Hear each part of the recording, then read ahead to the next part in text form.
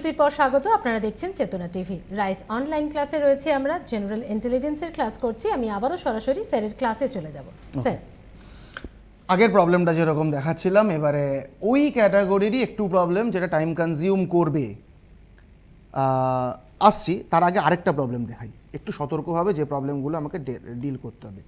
আবার বলছে if divided by means plus minus means divided by into means minus and plus means cross. ইকুয়েশনটা কি দিচ্ছে?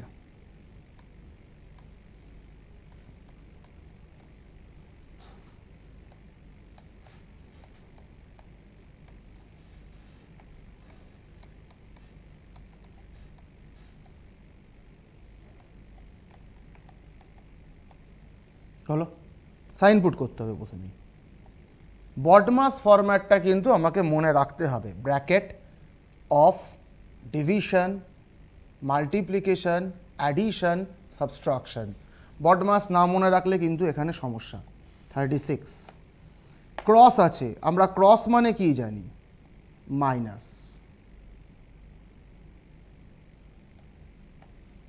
Cross means minus. তারপর আছে minus, minus means divided by 8। তারপর আছে ক্রস এগেইন, তারপরে আছে cross again, that is minus 4। নিচে আসছে 4, প্লাস মানে ইন্টু 8, ইন্টু মানে কি আছে? মাইনাস। প্লাস মানে কি আছে? ইন্টু। ডিভাইডেড বাই মানে কি আছে? প্লাস। তার মানে প্লাস মানে ইনটু, ইনটু মানে হচ্ছে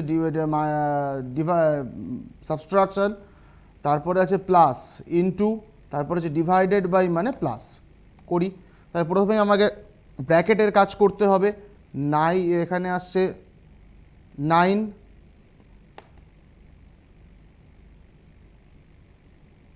ক্রস মানে আমরা জানি মাইনাস, তাহলে এখানে হিসেবে আসছে 32। 32 ডিভাইডেড বাই 8 মাইনাস 4।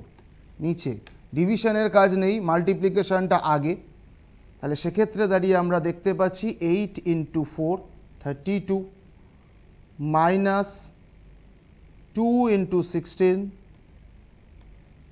32 প্লাস 1। তাহলে হিসেব দাঁড়াচ্ছে 32 minus 8, sorry divided by 8, 32 divided by 8, 4 minus 4, তার মানে ওপরে 0 হয়ে গেল, আর এগিয়ে লাভ নেই, 0। গল্প শেষ। বেকার কাটবে না, বেকার খেটে লাভ নেই। পরের প্রবলেমের ক্ষেত্রে আমাকে ইন্টারচেঞ্জেস দেবে। কীরকম? আমাকে বলে দিচ্ছে given ইন্টারচেঞ্জেস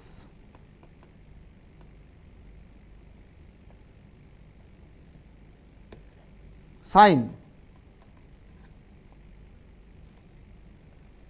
minus and divided by number 4 and 8. Okay, চলো option test. First option 6 minus 8 divided by 4 is equal to -1 বলছে। সাইন ইন্টারচেঞ্জ করতে হবে আর নাম্বার ইন্টারচেঞ্জ করতে হবে। তাহলে আগে নাম্বারের কাজটা করে নাও। 6 4 8 ইজ ইকুয়াল টু -1। আর কি বলেছে? মাইনাস আর ডিভাইডেড বাই। প্রথম ডিভাইডেড বাই, তারপর মাইনাস। তাহলে হিসেব বলছে 6 ডিভাইডেড বাই 4, 6 ডিভাইডেড বাই 4 কত আসছে? 1.5। 1.5 মাইনাস 8, 6.5 হওয়ার কথা। First option cross. Second option আসো, কি বলেছে দেখে নি। 8 minus 6 divided by 4 is equal to 1। তাহলে নাম্বার ইন্টারচেঞ্জ কার কার হবে? 8 আর 4। তাহলে প্রথমে আসবে 4, লাস্টে যাবে 8, মাঝখানে 6 সেম থাকবে। ডিভাইডেড বাই আর মাইনাস ইন্টারচেঞ্জ 4কে 6 দিয়ে ডিভাইড করলে একটা মারাত্মক ফ্র্যাকশনের ব্যাপার আসে, এগোবে না, থেমে যাও। সি অপশানে আসো, কি বলেছে? 4 divided by 8 minus 2 is equal to 6। সাইনগুলো ইন্টারচেঞ্জ করো, 8 4 2 ইজ ইকুয়াল টু 6। এখানে যাবে মাইনাস, এখানে যাবে ডিভাইডেড বাই, তাহলে আগে ভাগের কাজ হবে। 8 মাইনাস 2 ইজ ইকুয়াল টু 6, মিলে গেল, আনসার থাকলো অপশন সি। এগুলো নর্মাল ম্যাথামেটিক্যাল অপারেশনের পার্টে আমরা ছিলাম। এবার যে জায়গাটায় আমি চলে আসব, এবার আমি যে জায়গাটা শেখাতে চাইবো, আমি যেটা বলছিলাম ব্যাংকের পরীক্ষার ক্ষেত্রে একটা অন্যতম ইম্পর্টেন্ট পার্ট হচ্ছে ইনইকুয়ালিটি। ইনইকুয়ালিটি শেখাতে গেলে আমি মেন কন্টেন্টে পরে আসব, কতগুলো রিলেশনশিপ বোঝাই। কীরকম রিলেশন? একটা বহু বড় কিছু লিখি, A greater than B is greater than C, greater than equal to D is greater than E, less than equal to F is equal to G is equal to H is less than equal to I। বিশাল বড় একটা গল্প। এখানে কি relation আছে? A greater than B is greater than C is greater than equal to D। এখানে যদি আমাকে A R C এর মধ্যে রিলেশনটা বার করতে বলে, A greater than C, C এর থেকে বি বড়, বি এর থেকে এ বড়, তার মানে এ সি এর থেকে বড়। আচ্ছা, C greater than equal to D, C D এর থেকে বড়ও হতে পারে, আবার সমান সমানও হতে পারে। Either greater than or equal two, either greater than or equal two. তো সেক্ষেত্রে দাঁড়িয়ে সি আর ডি এর মধ্যে যে কোনো একটা সম্পর্ক হতে পারে, কিন্তু ডি এর সাথে বি এর কী সম্পর্ক? বি গ্রেটার দ্যান ডি, তার মানে বি আর ডি এর মধ্যে ডেফিনিট গ্রেটার দ্যান সাইনটা কাজ করছে। এ আর ডি এর মধ্যে কি relation? Definite greater than sign দুবার কাজ করছে, তাহলে আমরা বলতে পারি A is greater than D. A greater than D, এই কথাটাকে কিন্তু আমরা ঘুরিয়ে বলতে পারি ডি লেস দ্যান এ। আমার থেকে আমার বাবা বয়সে বড়, কথাটাকে ঘুরিয়ে কি বলা যায়? আমি আমার বাবার থেকে বয়সে ছোট, বলা যায় কি না? কথাটা দুটোর মধ্যে কিছু আলাদা ব্যাপার আছে না। তো সেক্ষেত্রে দাঁড়িয়ে আবার দেখতে পাচ্ছি E D is greater than E, তাহলে সি আর ই এর মধ্যে গ্রেটার দ্যান সাইন আছে যখন C is greater than E. B আর ই এর মধ্যে গ্রেটার দ্যান সাইন আছে, তার মানে B is greater than E, A is greater than E. এইরকমভাবে কিন্তু আমাকে এগোতে হবে। আরও কীরকম হতে পারে? আরেকটা জায়গা একটু সেন্সিবলি বোঝাই, সেটা হচ্ছে A greater than equal to B is greater than C, তাহলে এ গ্রেটার দ্যান সি বলা যাবে এখান থেকে, তাই তো? বা সি লেস দ্যান এ। এগোতে পারবো এইভাবে? নিশ্চয়ই পারবো, কিন্তু যে জায়গাগুলো সমস্যা করতে পারে, কোন জায়গা? A greater than B is greater than C, বা A less than B is greater than C. এই দুটো ইকুয়েশন, আমি দুটো ইকুয়েশনই রাখলাম। আমরা কি এখানে এ আর সি এর মধ্যে কোনো রিলেশন বলতে পারবো? আমরা কি এখানে এ আর সি এর মধ্যে কোনো রিলেশন বলতে পারবো? কি রিলেশন? এ গ্রেটার দ্যান সি, না এ ইজ ইকুয়াল টু সি, না এ লেস দ্যান সি? কোনটা? কিছুই বলা যাবে না। সবসময় মনে রাখবে, যাদের যে দুটো লেটারের মধ্যে রিলেশনশিপের কথা বলা হচ্ছে, যে দুটো লেটারের মধ্যে রিলেশনশিপের কথা বলা হচ্ছে, তাদের মধ্যে যদি কোনো বিপরীতমুখী সম্পর্ক কাজ করে বা বিপরীত সাইন থাকে, তাহলে কিন্তু কোনোভাবে অ্যান্সার করা যায় না, একদমই যায় না। সেটা কীরকম হতে পারে? এরকম হতে পারে, এরকম হতে পারে, এরকম হতে পারে, এরকম হতে পারে, যাহা খুশি। কোনো বিপরীতমুখী সম্পর্ক থাকলে কোনো রিলেশন বলা যাবে না। একটা এক্সাম্পল দিই, A greater than B, B is less than C. আমার এ কে ধরলাম আমার বাবা, father is greater than me, তার মানে আমার বাবা আমার থেকে বয়সে বড়। খুব ভালো কথা, স্বাভাবিক ব্যাপার।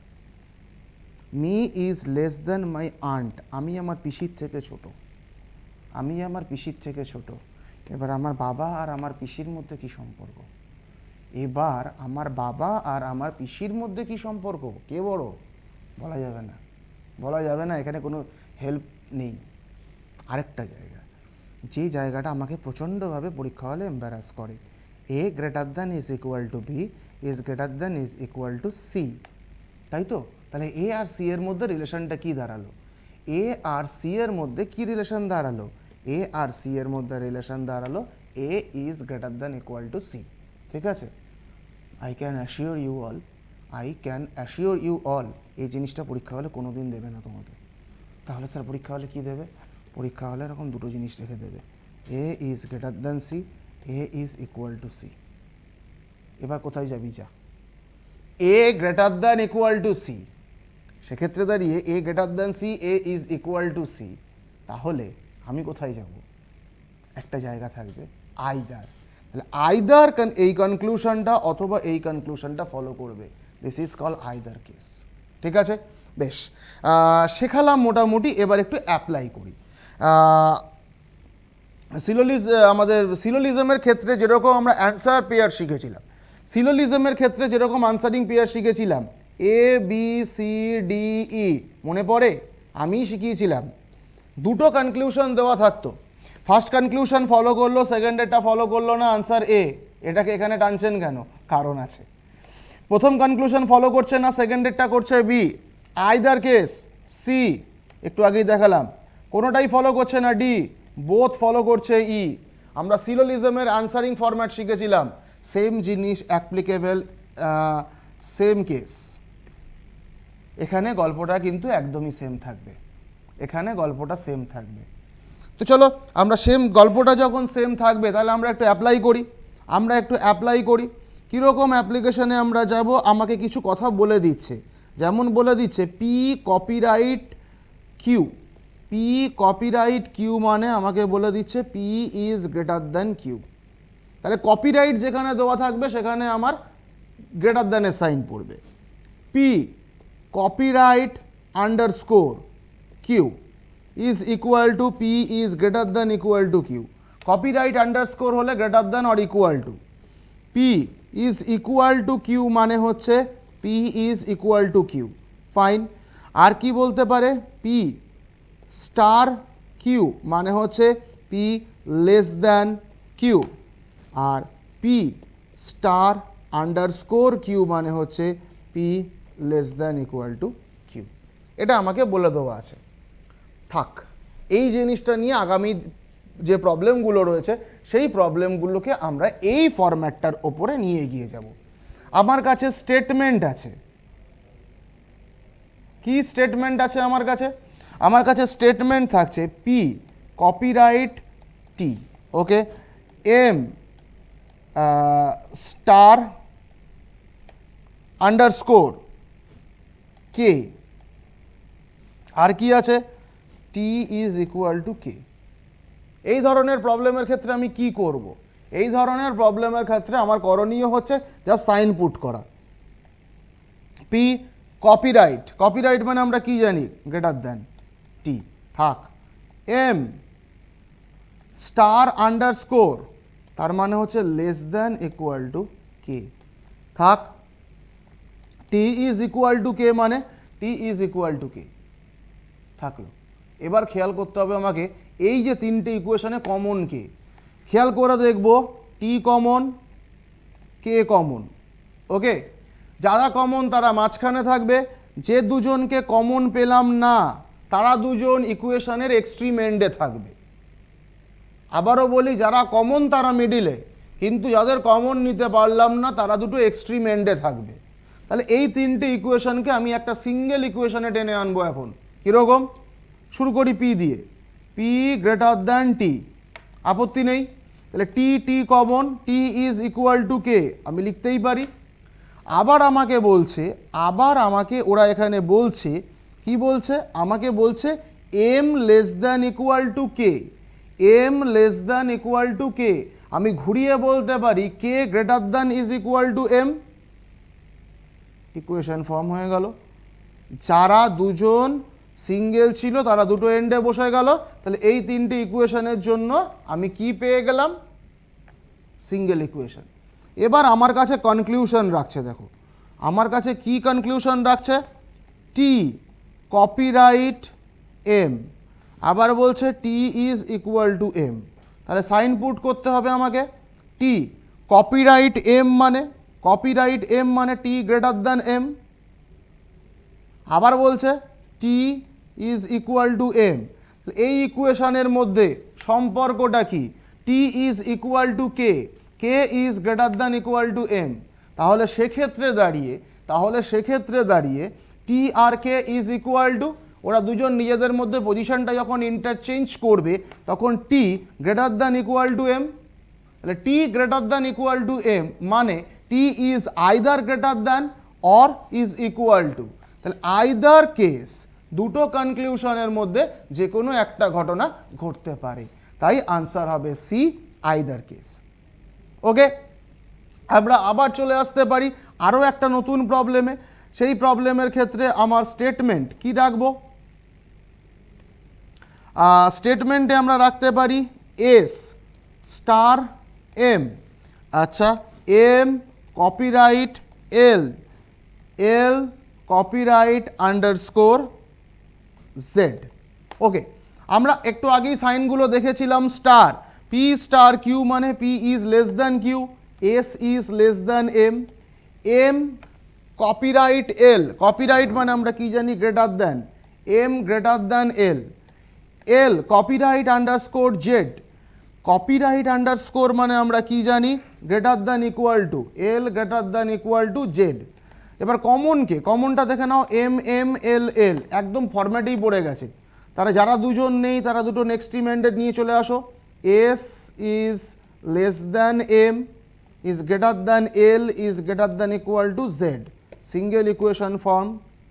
কনক্লুশন কি দিচ্ছে আমার কাছে? 1 number, S is equal to Z, তার মানে হচ্ছে S is equal to Z. S আর জেডের মধ্যে বিপরীতমুখী সম্পর্ক কাজ করছে বলে কোনো রিলেশন পাওয়া সম্ভব নয়। Star S star underscore Z, sorry L, L, তো সেক্ষেত্রে দাঁড়িয়ে এস আর এল এর মধ্যে স্টার আন্ডারস্কোর মানে হচ্ছে less than equal to L. S আর এল এর মধ্যেও বিপরীতমুখী সম্পর্ক, কোনো কনক্লুশন ফলো করছে না, দ্যাট ইজ ডি, কোনোটাই ফলো করলো না। তাহলে যত এগোতে থাকবে সময় তত কিন্তু আমার স্পিডটা বাড়তে থাকবে।